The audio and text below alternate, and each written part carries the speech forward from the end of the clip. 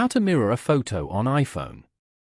To get started, first of all go ahead and open up the Photos application on your phone. The Photos app is a built-in application that serves as a central hub for managing, editing, and sharing photos and videos. Here, you can view all the photos and videos on your phone. Open any photo from here. Then, go to the bottom panel and tap on the edit icon as shown. You can edit the photo using all the options available over here. Tap on crop at the bottom. After that, go to the top left corner and tap on the flip icon as shown. As you can see, you have now successfully flipped this photo. This is the mirror image of the photo. Following these steps, you can easily mirror a photo on iPhone. Thank you for watching. Please leave a like if this tutorial helped you, or leave a comment below if you have any questions related to the video.